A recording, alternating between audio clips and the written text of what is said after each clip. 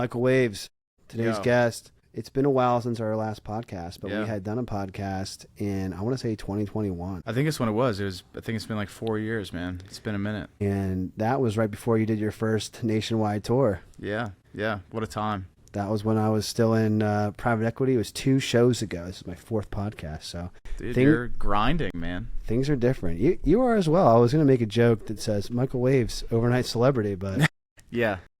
I wish. No, I don't wish. Actually, I don't wish. I don't want things to be overnight. I want it to be a longevity play, but yeah.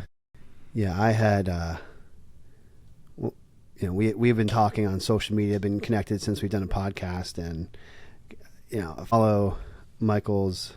Do you okay, question for you. Do you ever say what your real name is? Yeah, I don't shhy away from it. My real name's Jordan, which you know me as, but yeah, my middle name's Michael, so yeah. Oh, okay. Yeah. I'll just call you Michael. It's just more. No, I don't give a shit. More on whatever. Whatever you feel comfortable with, I'm totally cool with. I go by. It is weird though, if I'm at a show or something, and obviously people there would know me as Michael Wavves, they would be like, "Yo, Mike," or something, and I'm not. I feel like you always have the friends that are they're the Mike. You always know a Mike, they're the Mike of the friend group. I was never the Mike, so it's weird because obviously if somebody sees me or that knows me would say, "Hey, Jordan," I would obviously respond to that because this is my fucking name. But when people are like, "Hey, Mike," it takes me a second to think "Oh shit, I'm the person they're talking to." So I'll be like, "Oh, I'll turn around eventually." But You had a post recently, and you and I often post, and if I'm looking at people I follow, I don't follow tons of people.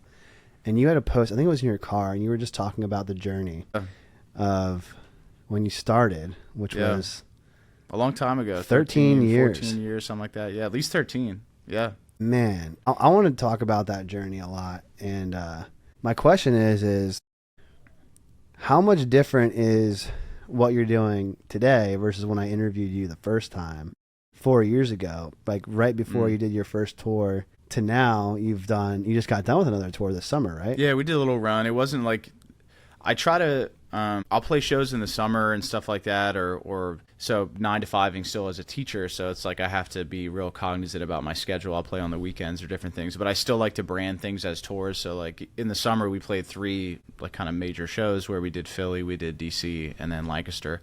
Really focusing on the Northeast region because I'm also a dad, so it's I'm not trying to be a piece of shit and dip out for a whole weekend or 5 days in a row and play. It's just not feasible right now until things scale larger. But I still brand everything as a tour just because I think. Oh, definitely, you're on the road. I'm gonna package. It's not. I guess maybe I'm downplaying what I'm doing, but I want to package everything cleanly. And, even if this is just it's not a side hustle at all. This is my main hustle. My job is my fucking side hustle to fund it. But I try to package everything and brand everything very cleanly. So there's 3 spot dates, but I group them and call it a tour. Yeah. Mm-hmm. Yeah. No, I mean, there's tons of artists that don't even tour. They just do it on SoundCloud, or they just do it on they're just Spotify. online. Yeah. And it's cool that not only do you tour, but we were talking one of the last times I actually saw you in person. Yeah. It's it's cool, but also random, but not random. So I was driving back from a client engagement, and it was just I took a different way home. Yeah. I don't normally do that or whatever. I was going through something, and I was just having a mental health day. I was like, this sucks. It was a rainy, crappy day. I was like, man, will this new, it was when I first started my business now, Thunderstock Marketing. I was like, will this even work? Is this worth all this bullshit? And then I see Michael Wavves on the side of the street. You see some jackass on. I see him holding up a sign that says honk if you hate your job, I think it was. Yeah, I don't know. It was something like that. It was something along the lines honk if you paper. Question whether or not this job is fulfilling your soul. That's how I remember it. It was something like that. And I just pulled over into Wilbur Chocolate and lit it. It's I never drive there, especially at that time. I was like, dude, I hugged it out and had a quick side conversation. I was the amount of those types of things that you do to just engage with community, whether it's even your music, it's not even necessarily your musical family, just community. That's just an example of putting in work that no one sees. I joke about the overnight success, but there's probably a bajillion other times you've done stuff similar to that, just to like, yeah. Why? That's a great question. I don't know. I'm passionate about it. I mean, it's, as you know, and we were talking about, as we were setting up, it's like, I think the most valuable experiences you go through are just the ones that you go through over time. It's not like, it takes a long fucking time to get that ball rolling. And it takes a lot of sacrifice to get those things to happen. And in no way am I trying to come off like, woe is me. But it's like when you find something you're passionate about, I think, and I know, when you find something you're passionate about and you want to try to pursue it in a serious way or make it a career or, build a community or, whatever it may be, I think the most important things happen just by you getting in the trenches and figuring it out. Those are the most, I think, rewarding situations. I think when you put yourself in a position to be like, I don't know how I'm going to make this work, or I don't know how I'm going to gain people's attention, or I don't know how I'm going to get people to come to my shows or listen to my songs or care about me or be a client in my business or whatever. You're betting on yourself, and I don't think there's a greater risk you can take, because number one, it's all like everything is up to you. And that's a lot of pressure. I think there's a lot of people, and we were talking about this kind of stuff earlier, I think a lot of people fold under that pressure over time, where it's like, I know you mentioned podcasting. It's like most podcasters stop after 20-some episodes or whatever. 90% of podcasts, there's like 20 million of them. There's as many podcasts on the internet as there are businesses in the United States. It's crazy. Yeah. But 90% of them don't do more than 3 episodes. Yeah, that's insane. And then the remaining... 3 episodes. Of that 10... 90% of those remaining don't make it past episode 23. That's crazy. But I mean, that shows you exactly, and I'm probably not articulating it well, but it's like, you say why you do it. It's like, number one, when you find something you're passionate about and you feel genuinely drawn to it and you feel like it's something you're meant to do, like I feel like that with music, and it sounds like maybe corny or woo-woo to some people, but it's like, I don't know, like I found out that I could rhyme words when I was in high school fairly well, and I wrote poetry, and then that translated into writing songs and different things. And then you find out that you can impact people with that, just the same as you do with your business and stuff like that. You can impact people in a positive way. I don't necessarily think there is something greater as a human being than to feel like you're genuinely helping somebody else. And that's the feeling I'm always drawn to, whether it's music or a 9-to-5 as a teacher. It's really the same motive, I guess, would be the word. And then you just got to try to figure out a way, especially in today's day and age, everything's so overly saturated. You got to figure out a way, if it takes standing by the fucking side of a road with a sign or anything, you got to figure out, how do I get people to care? Because there's so many different things out there for people to care about. And like we were talking about earlier too.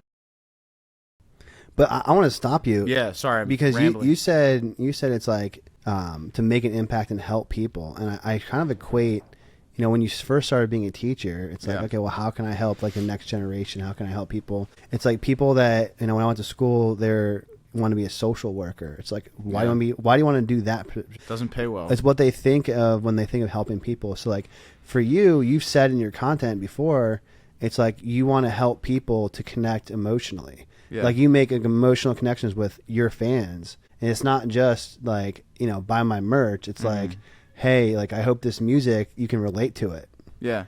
Yeah. And it's cool. It's cool that like that would be your why, because it's a lot easier to stick with something when your why isn't, I want to be a millionaire and famous. Yeah. I guess I skip a couple steps when I talk about it, because it's obviously like there are some people that get involved in certain things and want to, pursue certain things for fame or money or whatever they think it might be. Like for me, it's like none of those things. I mean, it is cool. Like it is cool for people. There is like, unless you had like a successful ego death, like there is always a part of you that like wants to be recognized or whatever. Like that is all. I feel like there's a human desire to be recognized or given credit for something, or noticed or whatever. Seen. I feel like that ego death, that term you use, hits the theme of one of the posts you made. I think it was we talked about this. It was in your car. Yeah. No, I probably didn't even answer the question.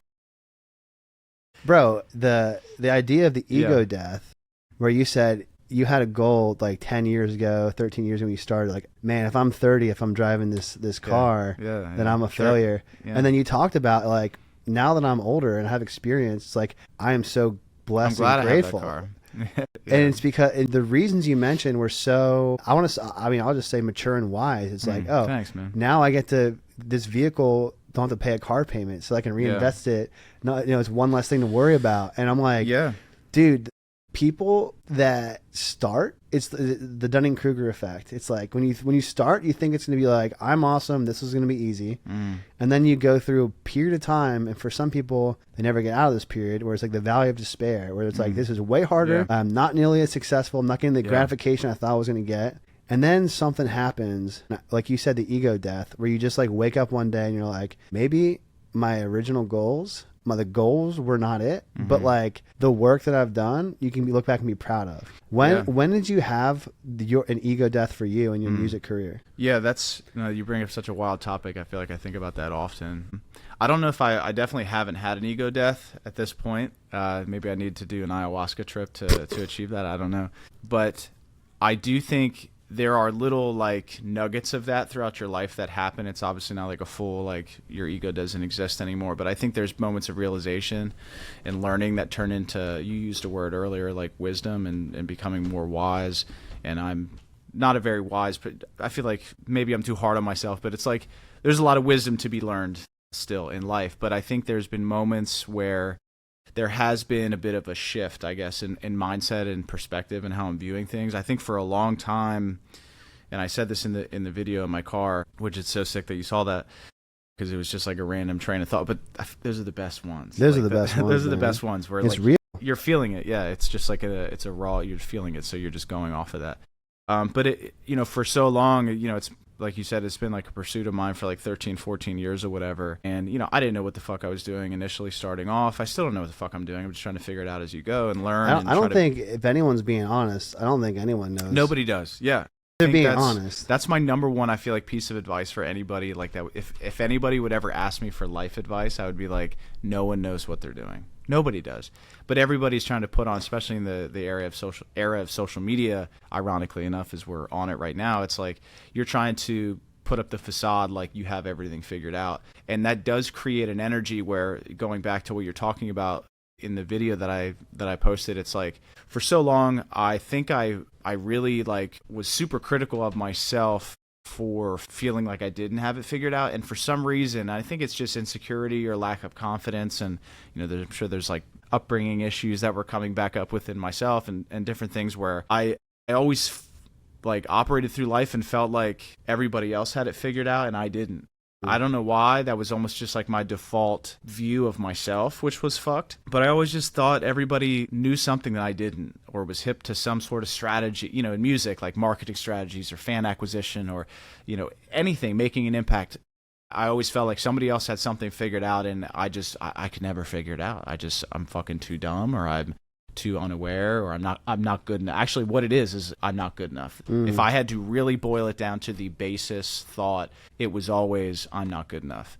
And I think for me, 34 now, for so long, I just felt like I wasn't good enough, and that was the reason why. I was just persevering through in hopes that sometime I could get to a point to prove to myself that I was good enough, until I realized that I was in my own way the whole time, which in hindsight, it seems so simple to notice that. But I think when you're in it, it's hard to see that, because all you want is to be successful, to try to like show yourself that you could do it. And, maybe that's me trying to like show my dad or show my family, or prove something. Prove somebody to somebody, friends or whoever the fuck. But I think really when you boil it down, it had to do with finally letting myself accept myself, and not to be all Dr. Philish, but like accept myself for who I was.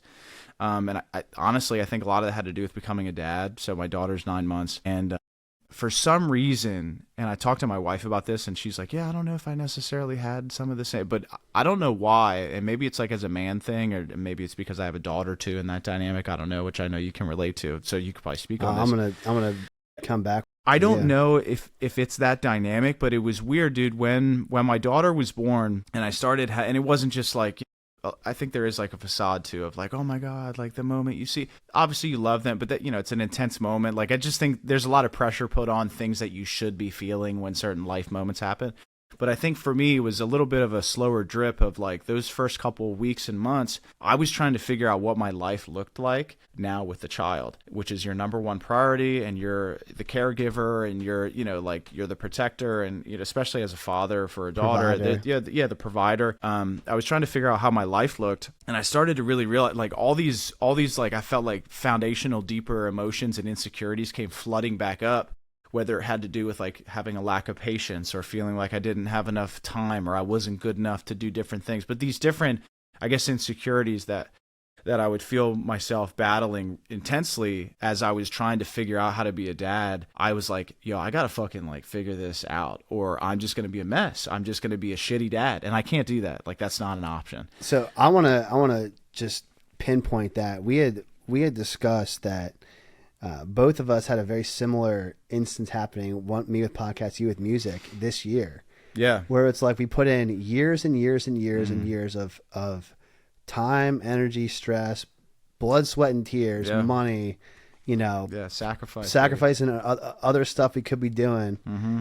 And this year, at least for me, like 10, 15 times more downloads over the lifetime. We're getting 15 times more views or whatever. Shout out to y'all. Shout out to everyone listening in 6 months than I did in the last 6 years. Yeah. And for you gotten more love on music. Support. But it's like fan base. Yeah. And I bring back that point of the ego death, my own experience. Before I had a daughter, I worked easily 80 hours a week. I worked every Saturday. I was addicted to my email on Sunday night, like planning for the week. Yeah. So I would travel 1, 2, 3 weeks out of the month for work. And then my goal was always like, I'm going to build $1 billion business. I'm going to be, to me, that's successful in business. It's like, I'm going to grow this thing, you know, by the time I'm 60, I'm going to be worth 100 million plus. Like it was so money and like external reward driven. Yeah. And as soon as my daughter came out, like was born in the delivery room, I want to call it an ego death, but it literally felt like through the fluorescent lights and the tiles of the hospital ceiling, like God came down and was like, you're not who you were an hour ago. Yeah. And that just went away. Mm-hmm. And my new goal was like, that's when I realized I had to pivot. It was nothing against the business that I was building with partners. It was everything to do with like, that's not my goal anymore. Like my goal is to be the best dad, like a husband that's like, I would be proud of at the end of the day. Yeah. The goal would be to like help people so that they can hit their goals, like similar to mine, where it's like, yeah, you want to be compensated fairly, but you really want to be able to have time and energy left over that you're not like a piece of shit, like family person, like friend. And then that's when I started doing this podcast. Like that was the genesis of this podcast. That was the genesis of this business. That was the genesis of my whole new life. And it sounds, if I could say like to you, it's like when you had your daughter, that's when you started making content about appreciating the fans, like just like looking back and all the things that were like, in the process, like your mental processes. I mean, as a fan of yours and a friend of yours, I could see the wheels turning a different direction, which it's dope that you talk about the mental health stuff and like the insecurities. Like people can relate to that, guys. Like everyone, if they're being honest, everybody goes through that. Yeah. What some people don't ever get out to, and going back to Dunning-Kruger, where you're in the valley of despair, is you start to climb. You get to go on the up, and things get better when you start looking back. Like, look how far I've come. Yeah.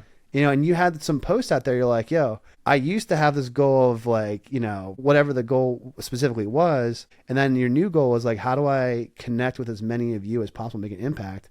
And that's why I bring up that instance that people might not know about, you in the side of the street, just like trying to connect with anyone that was just like wanting to talk. Anyway. Yeah, no, I think you bring up so many good points there. It's like, I think like something as big as like becoming a parent, like obviously your whole life changes, you change as a person, and your priorities change, and all these, your whole life gets flipped on its head, and you're trying to figure out how you can still hold on to different parts of yourself as you're kind of transformed into a totally new role for somebody else. And it really like, it provides, and again, when you're in it, you don't know. Mm-hmm. But when you look back, you're like, oh, I can start to try to understand what happened here. And I think that's just a life gem in general. Like a lot of times, if you just stay consistent and keep going and don't like, give yourself some grace, like, you know, everybody beats themselves up to a certain degree. But if you give yourself enough grace to continue going and not just, you know, drill yourself into the ground, I think it gives you the opportunity to do something long enough to where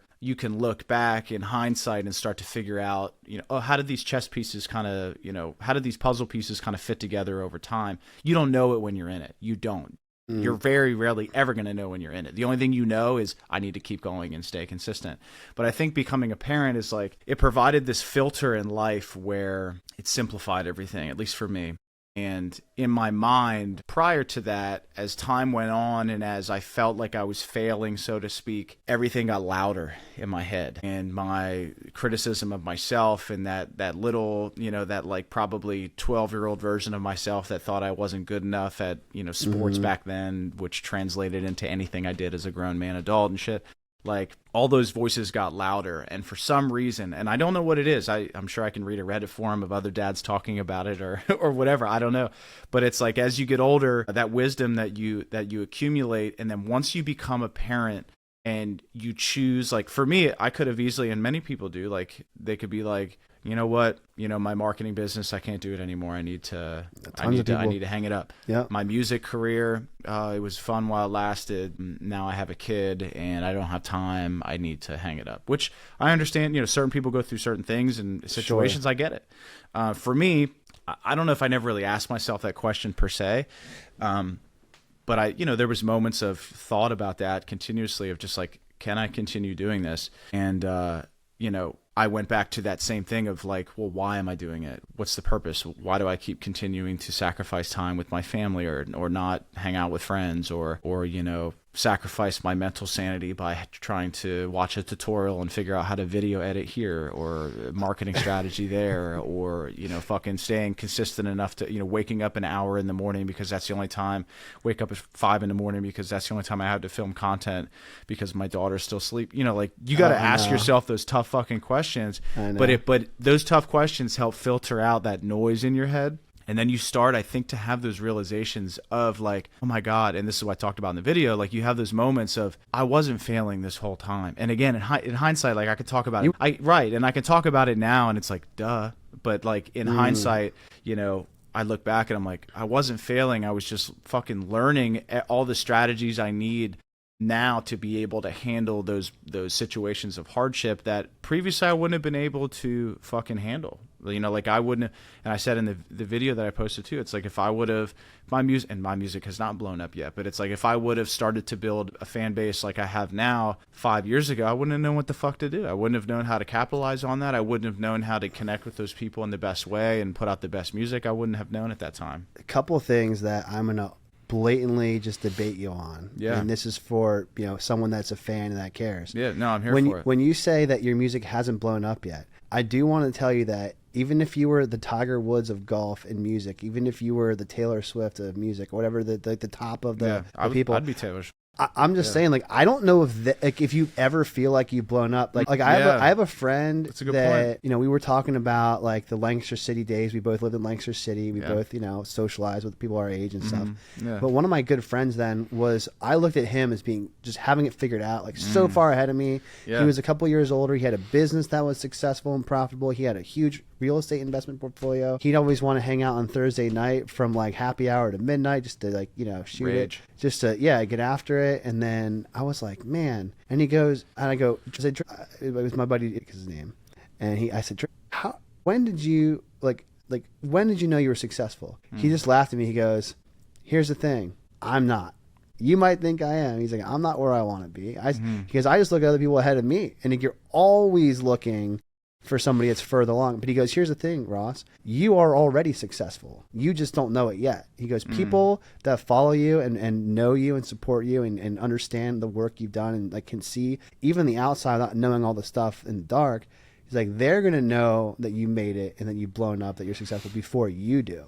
Yeah. And so that's my thing for you. It's like, bro, you don't get to have 40,000 like followers on social media from central Pennsylvania doing a thing that's like not like traditional, without like that in and of itself is a marquee of like, okay, now you're already in different, you're not going to be categorized as, the same Michael Wavves. I don't even know if it was your stage name 13 years ago.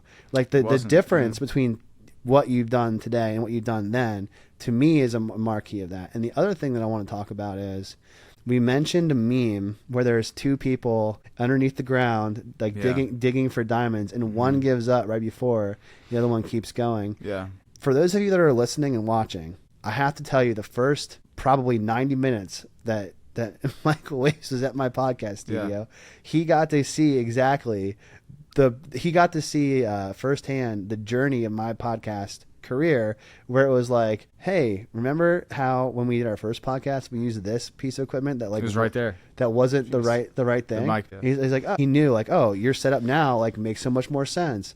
He's like, it's, you probably invested X into this. I was like, and this other stuff I invested Y. And it's like, I put in like 20-30 grand into podcasting since the beginning, and we had to set up the studio, guys. Like, I'm not kidding you. For those of you that are watching, you know, like, okay, Ross built a studio, but like when you have a 3-year-old birthday party and you have to put the whole studio away, and then you're like, oh crap, I didn't reset it for my guest. Like, he and I worked through and we figured it out. But that I'm actually pretty proud of us for figuring that out, because I am not an expert in like audio equipment or anything. So you're asking me, you're like, so this one, I'm sitting here like, I hope I can fucking help him figure this out, because I don't necessarily know, but we figured it out. But so like us in the beginning, we wouldn't have had it would be impossible to do. That would have been a non-starter. We'd pay somebody to do it. And we did. Like, you have an audio engineer, and I had a podcast person that like figured it out for me the first time.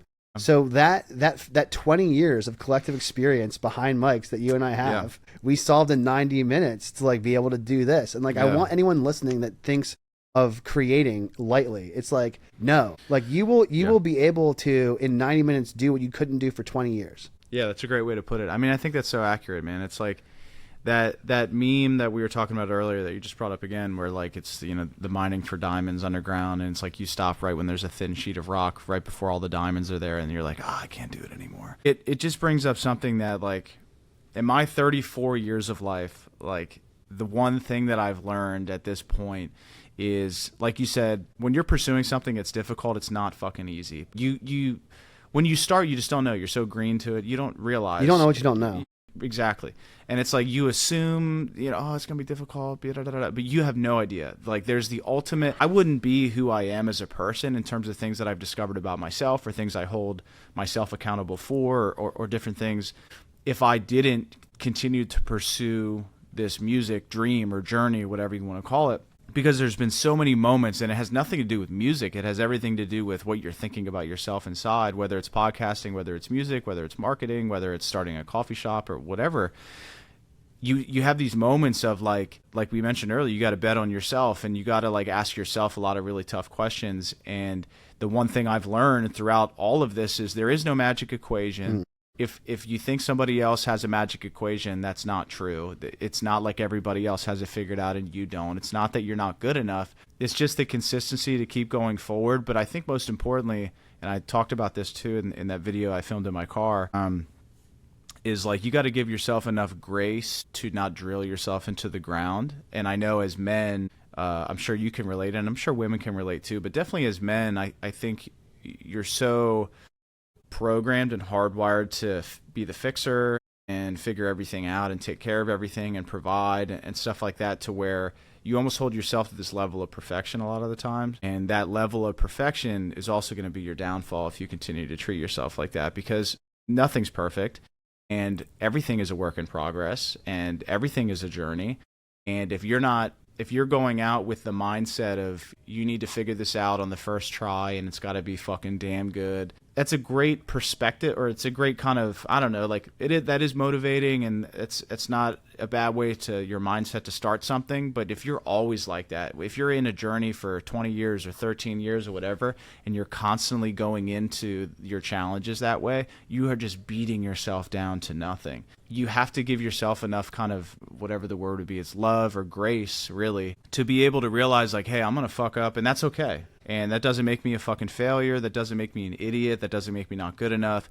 That just means that right now there's something that I need to figure out and learn to be able to take that next step forward. But I'm going in the right direction. So talking to yourself in that way, I think, is much better. To your point, there is a moment in time where I treated martial arts and mixed martial arts as like my artistic creative pursuit, right?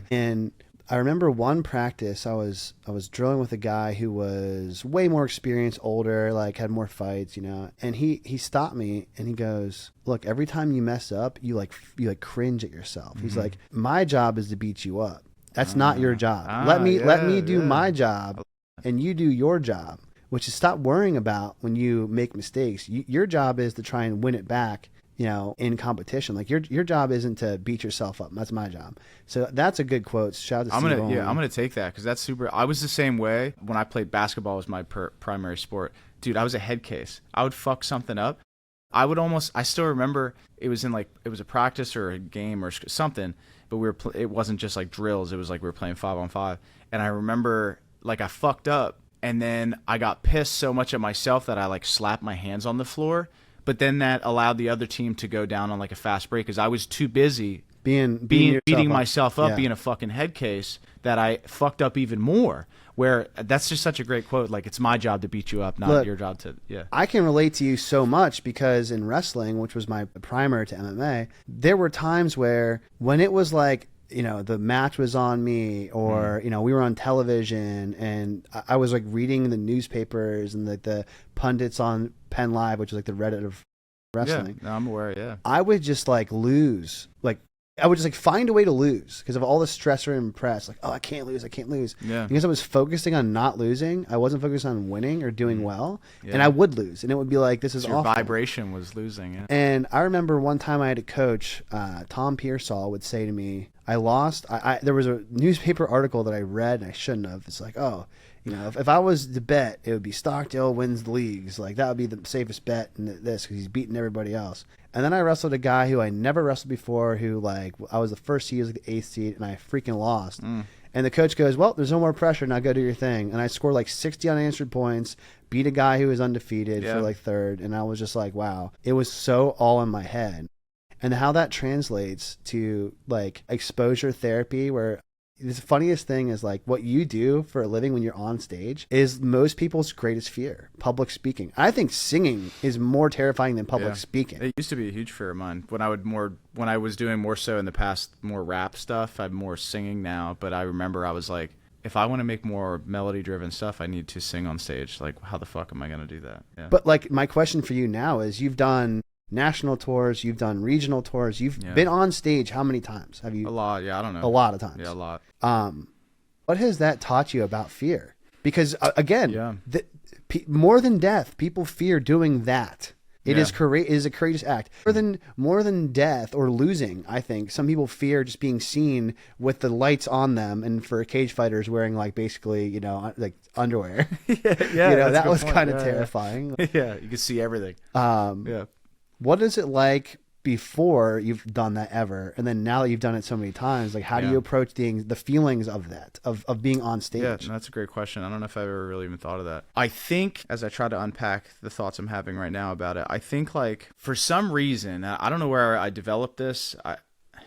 I've been insecure like my whole fucking life. Like maybe on the outside, you know, my outer shell or whatever, there's obviously, you know, there has to be some sense of bravado in terms of trying to pursue something, because you got to be confident in what you're doing and you got to look confident, especially, you know, inspiring others and different things like that. But in my core, for some reason, I always think I'm not good enough. I don't know. That's always been like, ever since I was young, for some reason, that was always just a repetitive thought in my ear, or, you know, a little devil on my shoulder telling me I'm not good enough all the time. And I think as I got older, when I found out that I liked music and I really enjoyed it, it was honestly the first thing in my life that I discovered that I was good at without trying. I just kind of stumbled upon it. It wasn't like, you know, I was an okay basketball player. I ran cross country. I was okay at it.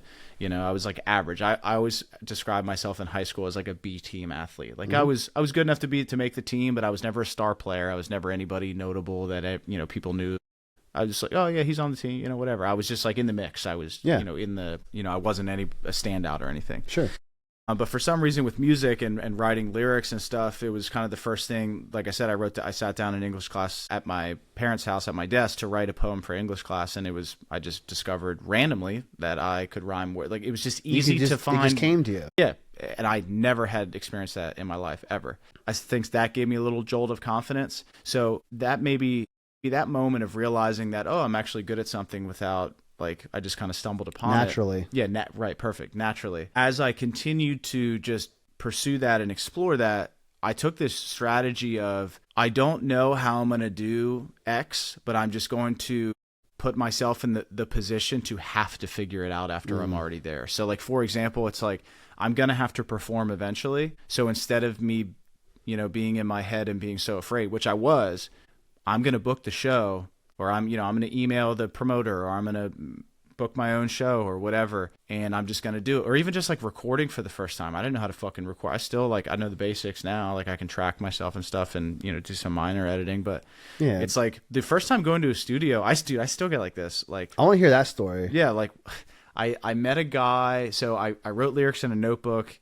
in college, and there was a dude down the hall. And I don't even know if I ever told the story. His name was, I called him A-Tops. I think his name was Ainsley. Ainsley Toppin was his name. And he like found out that I rapped. But I didn't rap, really. I wrote lyrics in a book and I said that I rapped, you know, whatever.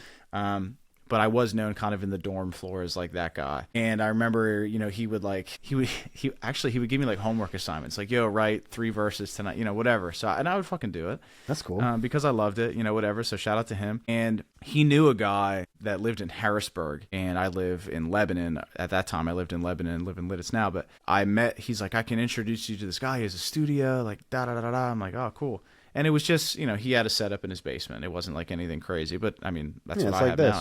Yeah, right.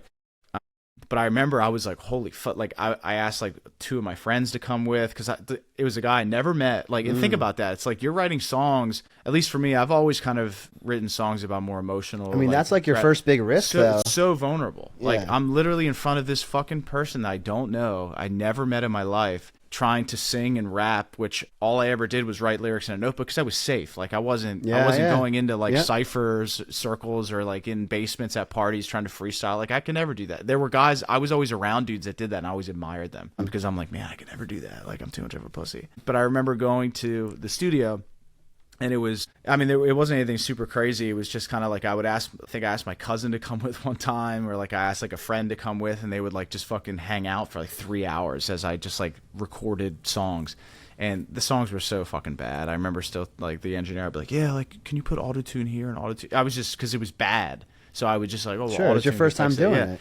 And, but it was one of those moments where, an example of what I was saying, where it's like I put myself into situations where I was fearful, but I knew I had to figure it out. I fucking knew I had to. So like I would book the studio session anyways. I would book the show anyways, or you know, I would go out on the street with the fucking sign anyways. Like it is nerve-wracking. I am full of fear when I do it. It is fucking but weird. You still do embarrassing, but I know I have to do it.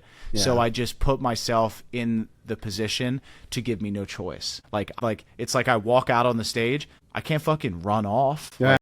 I'm already there. I put myself in the position to have to figure it out in the moment. Dude, the first time I ever had a cage fight, I can relate to that sentiment so hard. I remember being at a New Year's party at a friend in Lancaster's, and I remember not long before that, I was in pretty good shape, like as a college wrestler, a competitive athlete, and I was like, felt pretty good about my self-image. And then I took these pictures where I just like looked like a freaking fat slob. I just looked like a hot mess. And I was like, man, I can't even blame like being intoxicated for these pictures. I just like let myself go, dude. I was like, yes, probably need to get a new shirt, new pants. I was like, you look like a fucking pigs in a blanket. Like you're ripping yourself up when you see. I was like, dude, this picture, that picture, like I woke up on the 2nd and I was like, this is fucked. And then I got a message from I laughed not at you, but I can relate.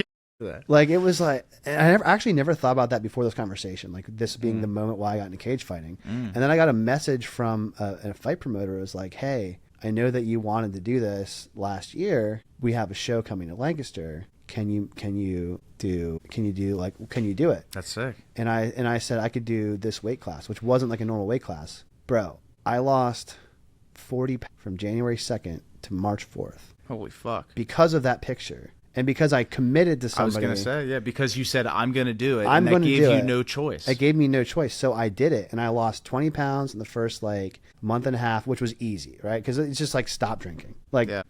It's funny you say that's easy. I'm on this forever quest to lose like 15 pounds that I never do.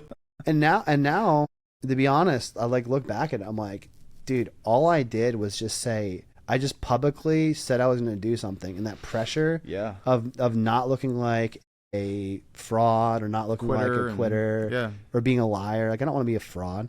Yeah. And because of that, like everything in my life just got dialed in, and like I literally optimized my time for the goal.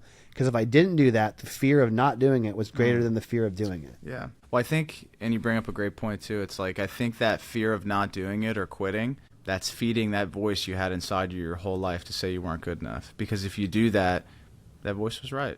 But that voice is so powerful that you're like, well, this is the ultimate choice. Either that voice was right, but how's that going to fucking affect me for the rest of my life feeling that way? Basically telling myself, yeah, that voice of insecurity telling me that I wasn't good enough was right, or I am a failure or whatever. It just forces you to make that ultimatum decision of, I'm going to say yes to the cage fight event, and this is giving me no choice but to lose the weight I need to fight. To me, I'm like, am I good enough to try to make a career in music? Well, I need to perform a show. I'm going to book the show. Or I need to record songs. Well, I need to show up to the studio. And then when I'm standing in my fucking 2 feet are on the ground in that place, I'm already there. That is, in my opinion, not to be like some fucking self-help guru, because I'm not. It's like, that is the biggest step to make, is put your 2 feet in that moment and show up. Because then, I think then, the easiest part is to be like, well, I just need to figure it out now. The interesting part about that is it relates to, it applies to music, it applies to sports and fighting, it applies to anything that you pursue. Yeah. BJ Penn, former UFC champion, said, anyone can lose their temper and get into a fight randomly, a random act of violence. That doesn't make you a fighter. If you say, meet me at this date and time with this audience on, on camera, and the real fight is you're with yourself and the anxiety leading up to the point. Like, I'm sure this applies to you. Like, once your 2 feet are on that stage and the music comes on, you're doing your thing, you don't really have time to have the voice say anything to you. Like, because you have to be in the moment. Yeah, because you got to...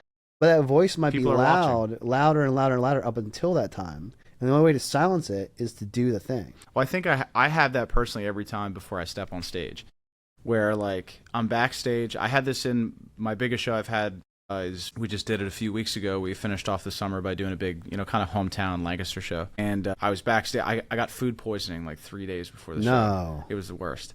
And do not eat fucking barbecue flavored Dots pretzels. I don't understand. It's the most abstract. It's not like I ate like Chinese food or something that it would like sushi. Yeah, it wasn't that. It was fucking Dots pretzel. It was the worst. But I had food poisoning and I was not feeling 100%. I fucking I felt like, you know what it's like after you're fucking shitting your face off and vomiting for, a day and a half. You're drained. You got nothing left. And I'm like, I got to figure out a way to, like, people bought, and it was like, and this could even be like a cool segue into some other stuff too. But like, every time I play a Lancaster show, I do have like awesome friends and family that come out and support. But this was the first time, my last set of shows, and we mentioned this earlier, where like, I've only been kind of like, growing my fan base how I wanted to for the last 13 years. I've only been it's only been kind of growing and taking form in the way that I've always dreamt in the past like 4 months, which is crazy, which is very similar to what you were saying. I mean, it's like, I only laugh because I can relate. No, I know, it's 100%, dude. And I played this show, and I remember telling my wife, I was like, because she's like, well, you can like postpone the show. I'm like, fucking people spent their hard-earned money to come out and see me perform. Because I had, like I said, there was friends and family there, but this was the first time I had like a good chunk of fans come out. These are people that found me on TikTok, found me on Instagram, just found me on the internet, and connected with my shit, and connected with it enough to spend $15. And I've always said this too, and I'll say this in every podcast interview that I ever do, is like, when you're going out to a concert or any event, cage fighting as well, like, you're not just buying a ticket. That's not the only commitment people are coming out are making. You're coming to you're taking the time. You're not only buying the ticket, you're maybe getting a sitter for your kids. You're paying for parking. You're buying drinks. Like, it's a big event. Like, that's a big commitment. And that's a lot to ask. And the fact that people would discover me on the internet, never meet me in person, and have the thought and the action of, well, I'm going to spend my hard-earned money in a hard economic time for everybody now. I'm going to spend, even if it's $15-20 a ticket, I'm going to spend that money, get a sitter, or bring friends shit to come out. I'm like, there's no way I can fucking postpone the show or cancel the show. I have to do it. But it was like, I remember I was backstage, and this was a long story to answer the question. It was like, I remember I was backstage in Lancaster, and I'm sitting there, I'm like, I fucking like don't feel great. Like, I'm tired. I'm fatigued. I tried to eat like a burger earlier that day. Like I ate half of it and I'm like, I feel okay, whatever. And then I'm like, also, despite not physically feeling well, I'm going through my mind of, okay, so what's the set list look like? All right, so we got like 13 songs. Shit, we're doing this chunk, and then there's an intermission here where I should talk. What am I going to say? Okay, blah, blah, blah. Are the drums going to be too loud, do you think, in this venue? How are the acoustics here? Well, I did sound check, and my voice sounded a little weird. I don't know. Did I do a vocal warm-up? Like, I'm fucking going through all these things backstage. And that's all the insecurity chattering. Like, I've done enough preparation. I don't need to fucking prepare. Yeah, it's not your first time on stage.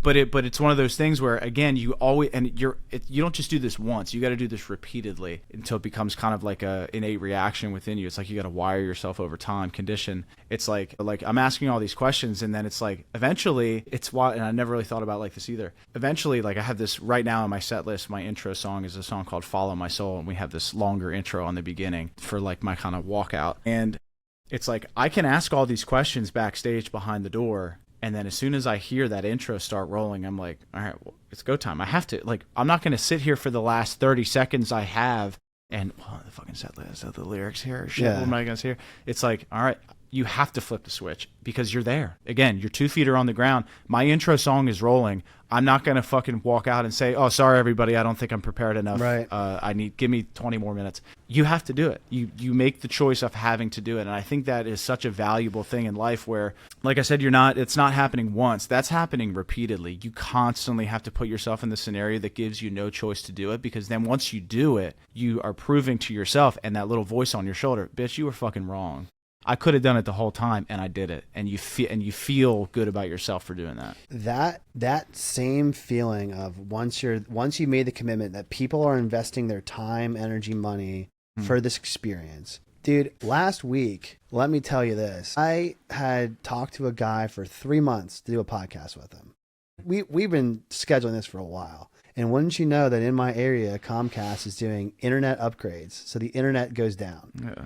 And we're doing a virtual one. It's always Guy lives in Houston, and I literally, I'm not kidding you. Like, one of the reasons why I keep doing the podcast, aside from it's what I want to do, aside from it's part of my strategy, my plan. All the feedback loop that makes me not burned out is like more in recent times than ever before. People are like, wow, you're a natural at this. You're really good at interviewing. You're really good. I don't say this. This is what people have said to me after the show. Yeah. And I always say the same thing. I laugh. I'm like, thanks. You're just seeing me on the 301st episode. Yeah.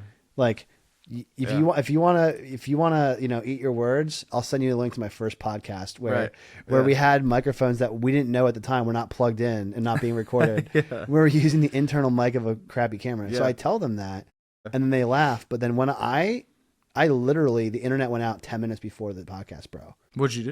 What I did was I used ChatGPT on my cellular device. Said, what should I do? Or I think I texted somebody that like hook up a hotspot or. So I had downloaded. So I use Riverside FM for my podcasts. Yeah. I'm getting ads lately for them. It's so weird. They might have known you're coming on the show. They're fucking listening. Yeah. I downloaded the app on my phone and I set up my phone's tripod right where my camera would normally be for the computer, put on some AirPods, which are close enough. Like, it's not terrible. And I just ran it from my phone. Like, not like, and people maybe wouldn't know that it wasn't from the same device. Yeah. And we did the show and the guy was like, I was like, hey, sorry, I'm giving him like a 5-10 minute, like I'm going to be running late because I'm at the time setting up the studio. And I'm like, I'm so glad I didn't cancel. I'm so glad that I like held my promise. You know what I mean? Because I think confidence, going back to what one of the themes of your, mindset and a lot of what you talk about in music and you write about, confidence being one of them, that doubt. Yeah.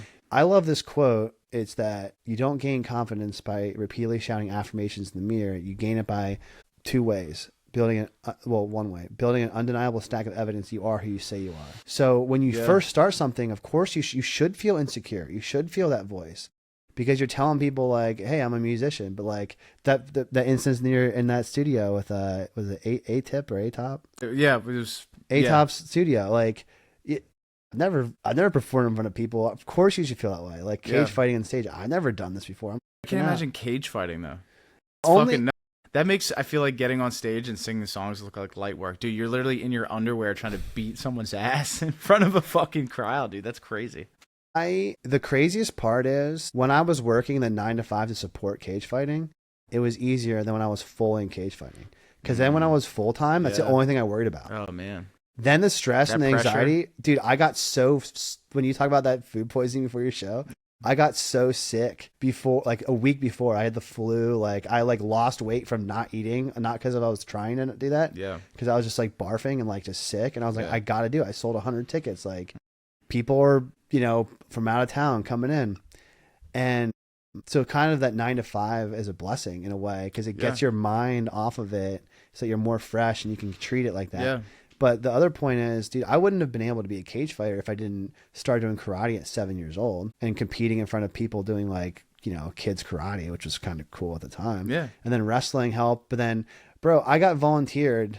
You'll like this. I had some friends in school that were into theater, and like they asked me to help them with personal training, like lose weight, get in shape for roles. And then they signed me up without me knowing to be in a play. So shout out to... Did you have any experience doing that? 0. Crazy. I took an acting class because they recommended it, and I was like, sure, I'll do it. That was it. Like, which, whatever, like 1 or 2 days a week in college as a class. And then the role that they signed me up for was in Rocky Horror Picture Show. So I was the dude who had to wear golden underwear. That's the only thing I had to wear in front of a whole 400 people in the auditorium, bro. Fuck that, dude. I would never do that. That was like, I look back at it, that was the most stressful. So you're in front of 400 strangers in golden underwear. Yeah. Yes. The only blessing is, I'm not proud of this, is I had a little Your only bit of blessing pregame. is that your package looked good. Might have been banana in there. Might have been some props. Some socks. But there was a little bit of alcohol. But I look back, I'm like, if I would have done that sober, that would have been the single craziest thing. Yeah. But to that story, tie back to your journey, it's like, bro, what was it like going from the studio to the stage? That, like, the first time on stage is like, obviously this first time you're in a studio was its own bag of like craziness. Yeah, but it's a more private.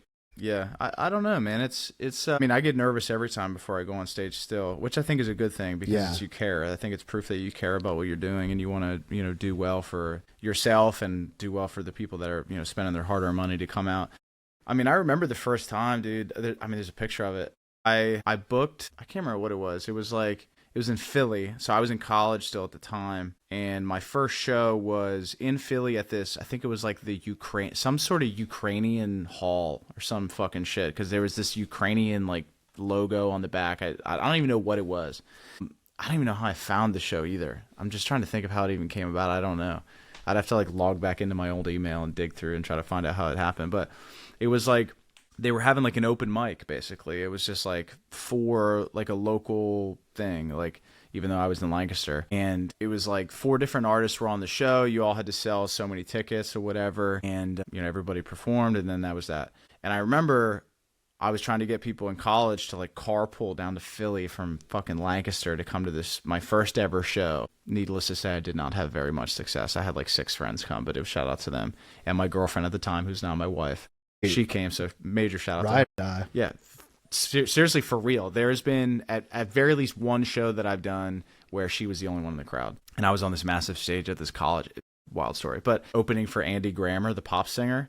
Yeah. But I went on like super before him, and no one was there yet, so it was just her. And I was on this massive stage with like fucking barrier walls and shit. It's just my girlfriend there. Yeah, it was wild. Who's now my wife. Yeah, awesome. She came with to sell my merch. That's why she came with, bro. Yeah, so I mean, shout out to her though. I mean, to be honest, to Chris, she put up with my like so much. I don't even know, dude. I fucking look back. I'm sure you can think about this too in relationships and stuff too. It's like I look back, I'm like, I ask my wife this every now and then. I'm like, what the fuck did you even see in me? Like, I was such a douche. I was this like wannabe rapper at that time in college, playing shows for nobody. You came with like. It's just like, sometimes I just think, I'm like, what the fuck? Like, if I met myself back then, I'd be like, this guy's a fucking... Dude, when weirdo. I mean, you've been with your wife longer than I've been with my wife. I look back and I'm like, dude, when we first started dating, like, I didn't have the insecurity of, you know, am I ever going to make it? Like, I definitely did not make it at the time, right? Yeah. Like, there was no objective evidence that, like, what I wanted to do. And then, like... stuff started to work in my favor when I started dating her. Like, I had my first omen right there. I had some of my first business wins. Like, I mean, really, like the things that I always want to do in business finally started to like. Well, I'm sure happen. she's your biggest cheerleader, so it's like maybe you needed that little extra, or cheerleader and critic, but a healthy critic. She's the one that, you know, like you talk about all the anxiety checklists. Like this just happened. I just did a conference like last week, and I was like staying up till 2:30 in the morning the night before, just like triple, quadruple checked it. I was like, good. And she goes, why do you think that's a good thing? Like, why do you think that you should do that? And I didn't. To me, that wasn't a question I would ever ask. Like, should I be doing that? She goes, why? Just go and do it. And that same type of energy, like while it might sound like critical, is that voice that I need that keeps me out. Needed that. Yeah, because then I looked at she like, well, who's gonna be in attendance? And I told her, she's like, she goes, oh my, she just like laughs, like rolls her eyes, laughs at me, like makes light of the thing. And she goes, you know who these people are already, like. Yeah, you're taking this way too serious. You're taking they're not going to be nearly as. They're just going to be like cool to see you and be there and like be a part of it. Right.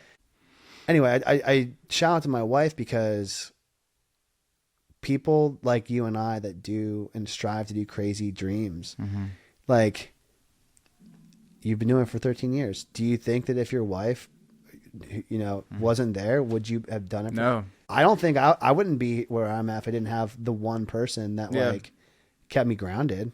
Yeah, I mean, I remember there's been so many moments like that, and I even more recently had a moment too.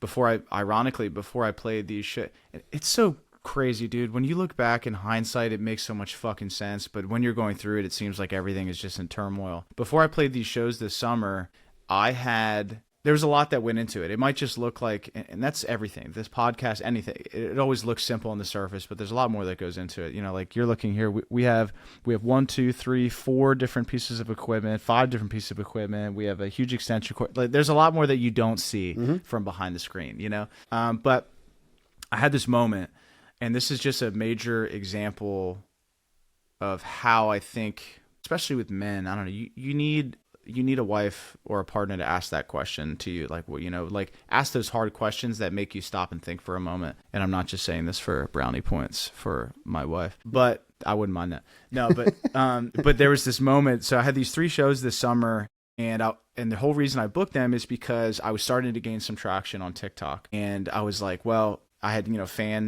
new fans sending me messages or commenting and being like, hey, you know, you should play a show in Philly and DC, or you should come to Boston, wherever. And I was like, well, all right, so I need to capitalize on this momentum, and I need to book some shows and try to have fans come out, because if I can get fans to come out to these shows, this is going to be one of the first times where I have a good chunk of fans at shows. I played many shows for very small amounts of people. And a lot of time, you know, it's like opening up for other acts. And I prefer to do that right now because you gain a lot more fans that way. I was like, I'm gonna book these shows, and I used to have an agent before COVID. I had an agent that helped me book shows. He booked that nationwide tour that I went on last time we talked, like 4 years ago. But when COVID happened, all of the booking agencies laid off like everybody, because no one was touring. Of course. So since nobody was touring, they laid off a bunch of fucking agents, and my agent got laid off. Dude, I still remember, like, I was talking to him, like, it was one of the last couple shows that he had booked that I was playing before he got dropped from the agency. He was like, yo, dude, like, because I was calling him about, like, some detail about some show I was playing somewhere that he booked, and he was like, hey, dude, like, I don't really have time to look into this right now. He's like, dude, I'm delivering groceries to pay my bills right now. I was fucking saying that. I was talking on the phone to my agent about that. I'm like, what? So long story short, after that, the agency let him go along with many other people. And so I got dropped from the agency because my representation at the agency was gone too. And nobody picked me up. Honestly, it makes total sense because I didn't have near as much touring experience or as big enough fan base as other artists did that would have just went to another agent, or another agency would have picked them up or whatever. But I don't even know why the fuck I brought that up. But so I booked these shows myself this past summer, and these were the first shows where I was like, damn, if I can play my cards right here and capitalize, I'll have fans come out at these, and like a good chunk of fans. And I had this moment because there was a lot of pressure riding on it. I was like, I got to capitalize on this momentum. And I was like, and also I need to do it right. And I went into these shows and I was like, I can't just have like a DJ. And I don't mind that you're yawning, by the way. I was holding back several. We're dads out here. My bad.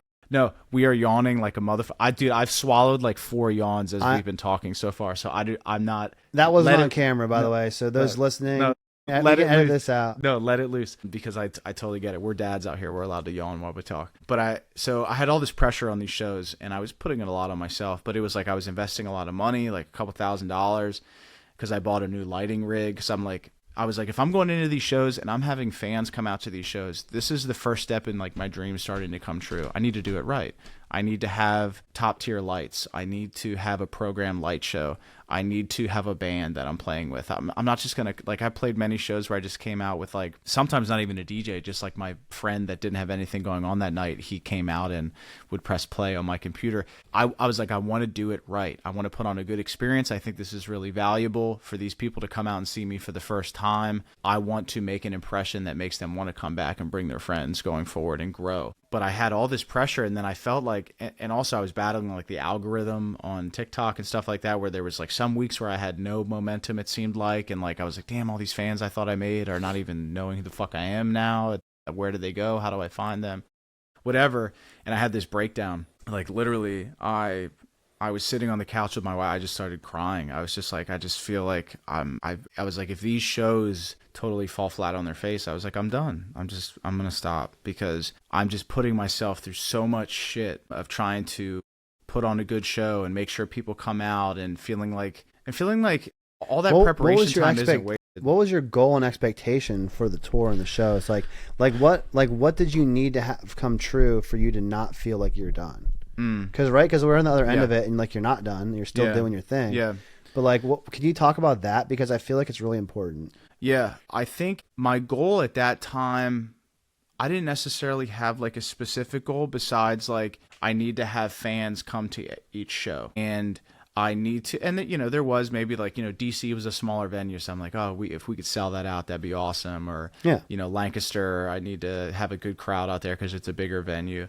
So I just needed to have, and I think this also came from me being insecure. I'm like, I need to have enough people there where it doesn't look fucking bad. And it's hard, dude, selling, and any artist out there will know, selling hard tickets to shows is the hardest fucking thing. You know that through, dude, it is. Selling hard tickets is the fucking hardest thing that you can. We talked about this while we were setting up. Like, I just did like a small group like conference. Yeah, right. And I thought it was going to be so easy. Like, I underestimated it, as I've never done it before. Difficult. Bro, I did 10 times more views on my ads and content for that. Yeah. And I had 4 times more people show up to the booking, like the sales page to get the ticket, which was free. Yeah. Right? Yeah, which is crazy. Free. And I barely got to the point where it was like, at least it wasn't a failure.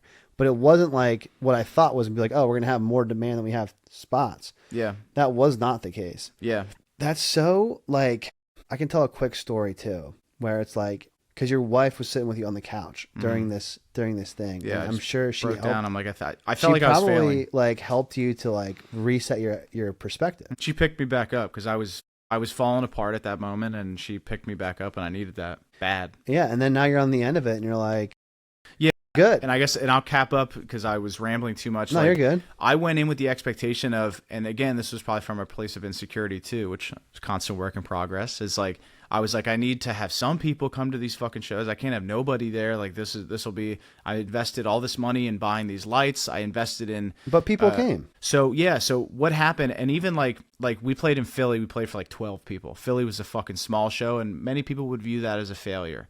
And I think as I went into it, there definitely was a part of me, I'm like, it was just insecure. Like, dude, I had a guitarist and a drummer there, and I have my neighbor, his name's Dan, coming to sell merch, and people are taking their time to help me out, whether I'm paying them or not. And I'm like, damn, we got fucking 12 people here. Like, oh, I felt bad because I'm like, damn, like, you guys are spending it was a Thursday night show. I'm like, you know, we drove down here on a Thursday night, and like, there's 12 people here. But I think especially that show, because DC and Lancaster ended up being like notably better. There was these moments. I had a fan of mine, a new fan, that came to the Philly show. It was a mom and a daughter, and they were talking to me out at the bar at the venue the whole time. They're like, "Oh my God, like I found you on TikTok randomly. And, I don't know, I just really love your music, and you seem like a nice guy." And da da da da. They were super nice, but the cool thing was they were like, "Yeah, this is just like a super fun thing for us to do together." And I was like, I was like, damn. And I think answering your question of like, you know, how did you know they weren't failures, is going into it, I didn't really have, I guess, an expectation numerically. I was just like, I hope these go good enough. But it was like when I was at the shows, I was like, and my wife talks about these all the time because she says I always get these, which is crazy. I don't know why I'm getting like a little emotional thinking about it. Like she calls them God winks, like these little universe nudges where it's like, and she is so right.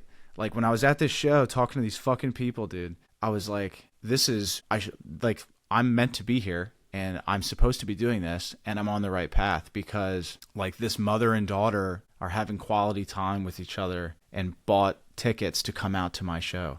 Whether it was 12 people or 12,000 people, that tells me I'm doing something right. So I think there was moments like that where it wasn't like, oh, we sold 100 tickets. This was a success. Oh, we made so-and-so amount of money. This was a success. It was, and I think it's so easy to get caught up in that. But I think there was these moments of whether it was there or, you know, we played a larger show in DC and then the biggest show obviously in Lancaster being kind of the hometown show. There was these different moments at every show. And there was a collection of moments, the bigger the shows were, where I was like, oh my God, like this is what I have dreamt of. Like I've dreamt of people walking up and like there was the connection. Like, right. Yeah. I'm trying to figure out how to word that. You made like you got to, it wasn't the quantity of people. It was the quality of people that actually cared, that were there, that were invested. Yeah, and they were there for the right reasons. And they like, it's like everything you would ever dream of. Like somebody that doesn't know me found me on the internet somehow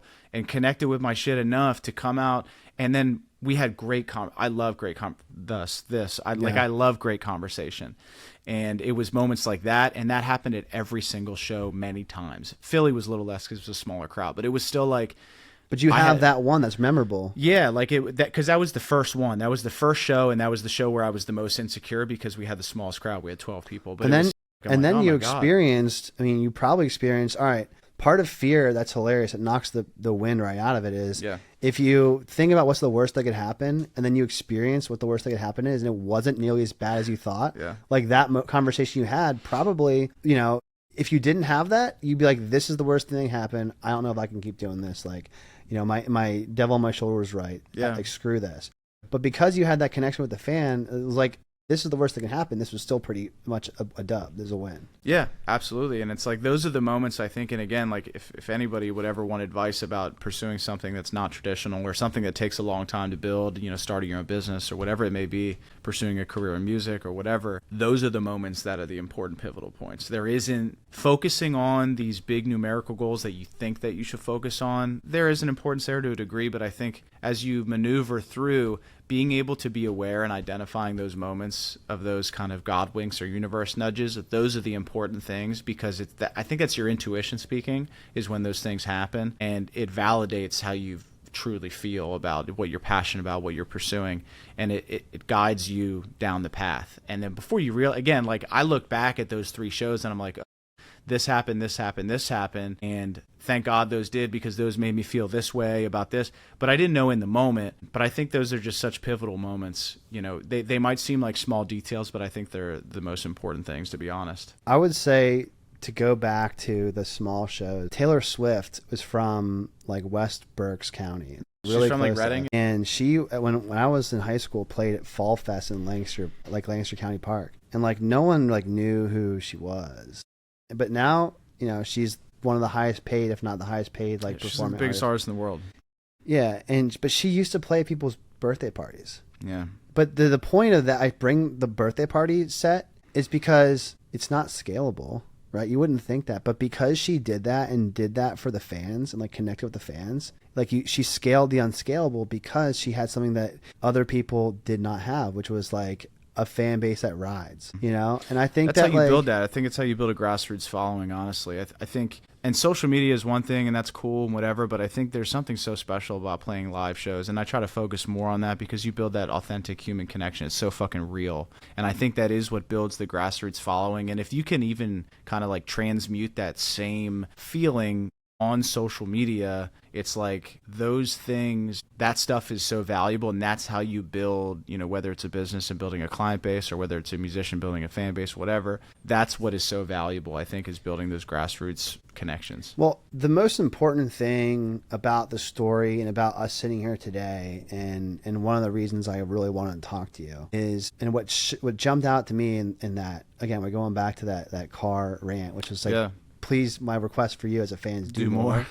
Do more of that. That was like memorable and awesome. But one of the things that you said was you made the ultimatum, and because you put it out there on the internet or whatever reason it was, God wink or whatever, you won on the end because you are still doing your thing. Yeah. And I think that the quote that you cannot fail if you do not quit applies to what you're doing, applies to what I'm doing. It's everything. And I want to share a quick story to hopefully, give you perspective and anyone listening. I don't know if I've shared this before, like publicly, but when I started doing what I'm doing, this business, this journey last 3 years, I had like exited another company that was like pretty stable, secure. Like I knew I knew that if I would keep doing what I was doing, I'd be like, all right. Like there was like not much risk at that point.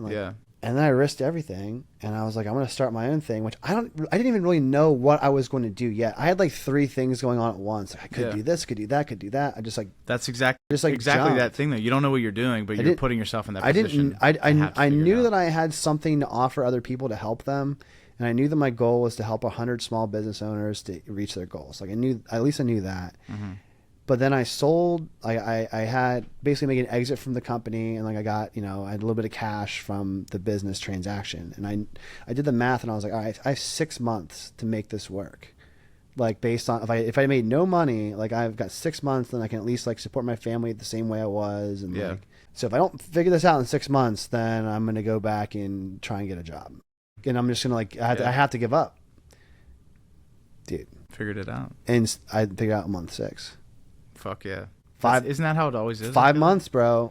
I had no motion. I had a few moments where I helped some small customers that were not, I had a couple wins, like a couple things happen that were positive. Like I had like a little bit of not even close. And then I signed my first, like the ideal client on month 6. And I was like, I can do this. Yeah. But you were right in the precipice of failing, and I share that story to say you have that pickaxe, and you're right before the diamonds, and I share that story to say recently I was telling this to somebody. I was like, man, I completely reinvested in my business. I've been working harder than I ever have. I didn't even think, I thought when I started I was working hard, and like now I'm working harder, and I think I'm smarter and better at what I do. I've just gotten better. It's like, but I had like a couple of months that were just like the worst months, just like from shit happening, life happening. Mm-hmm. And I told him, I was like, yeah, but then I figured out the problem, and then this next month is the best month, which wipes away the bad of the last couple months. Yeah. And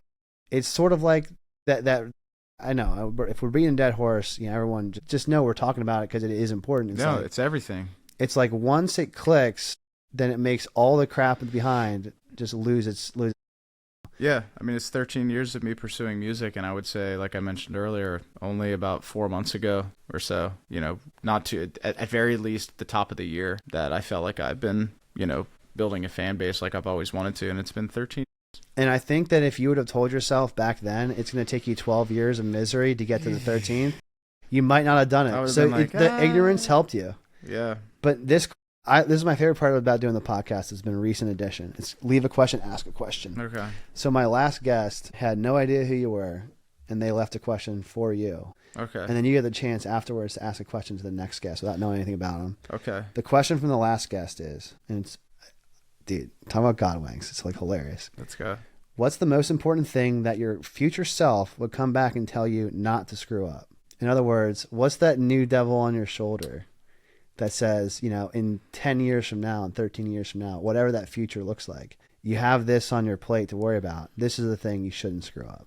The thing I shouldn't screw up. I think not forgetting to love yourself. And I think that has a lot to do with grace. I am a type of person, I feel like, that is hardwired to be really hard on myself. And when I fail, I really fucking hammer down on myself. And I think that it's like that example of, like, if an airplane is crashing, you put your mask on first, and then you put, the person next to you's mask on next. You can be you can only be the best version of yourself, whether that is a partner, whether that's a father, whether that is a friend, a son, whatever, a teacher, whatever, colleague. I think you can only be the best version of yourself when you're treating yourself the best that you can. And I think for so long, I really struggled with that because I almost felt like I didn't deserve to be nice to myself, if that sounds weird. And I think, I don't know. I don't know what the next 10 years looks like. I just know that one of the major things I've tried to, and fatherhood again has brought this to the surface within me, put it right in front of my face to have to figure out, is like, I need to, I may not do the best job with doing this, or whatever. Maybe there's something with my daughter that I have to do, and I don't know, I didn't do that great, or maybe I did do okay, but I'm being really hard on myself. I need to figure out a way to fucking process that and move through it and go forward. And also the same in music. Maybe I'm not doing something as well as I thought. I need to, instead of sit in this like fucking self-pity pit, I need to figure out how to pick myself back up, keep moving forward, and continue to love myself through the process of slipping up sometimes. And that's okay. And I think that's I guess something I want to, I can't remember what the original question was, but it's like, that's something I want to continue to get better at. I think you nailed the answer. The question was something like, hey, what would your future self tell you not to screw up? And you're saying, don't screw up. Yeah. Grace. Give yourself grace. Give yourself some fucking grace. Yeah. Yeah. What is one question that you have for the next guest? Anything. It's your favorite pizza? No, I'm kidding. I don't know. Let me think, man. I would say, like, what's your biggest passion, and how did you know that you were passionate about it? Is that a stupid question? No. Like, because I always think about that, where it's like, I don't know, like, what if I never stumbled upon music? I don't know. What do people do that never really find something that they're passionate about? But I feel like it's like, what's your number one passion, and when did you discover that you were passionate about it? That was a good one. I don't know. Maybe that question fucking sucks. I don't think so, because, and honestly, this is something that I have to go over with clients and with people a lot, like especially coaching. It's like, if you don't know what makes you you for a business, for whatever, if you can't tell me in marketing, it's like, what's your unique sales proposition? Like, what's your 3 uniques? Like, what makes you different than your competitors? Like, if you don't know what that is, like, how can I help you to make you aware or known to others if you don't know why you should be known to others? Yeah. Also, like a branding question too. Like, when I think about like branding in music, it's right. Like, similar thing. In my mind, like, the most depressing part about humanity is not people failing at their pursuit. It's people never even figuring out what to pursue. That was the basis of the question. Yeah. Right. Like, if you didn't have that English class that you like, oh, I really mess with this, like, yeah, then what will my life look like? I don't know. Yeah. And here's another question. You can write this one down too, because I think this is a good question too. It's like, when did you realize that you were being in your own way? Because I think there's always like a marquee moment for everybody where you realize, like, oh, I'm the problem. Like, I think I've been in my own way. I've been hindering myself, whether it's mindset or whatever.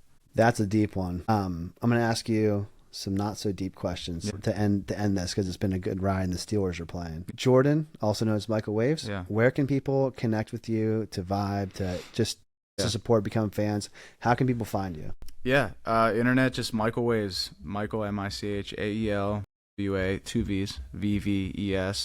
All my socials are the same, which I take a lot of pride in, that all my socials are at Michael Wavves. No underscores, no numbers, just at Michael Wavves, michaelwavves.com. You can email me, michaelwavves@gmail.com. Yeah, just Michael Wavves online. You can Google me. I'm out there. Awesome. For everyone listening, my goal, as always, is to have conversations that could be valuable brainstorms to enhance your life, liberty, pursuit of property.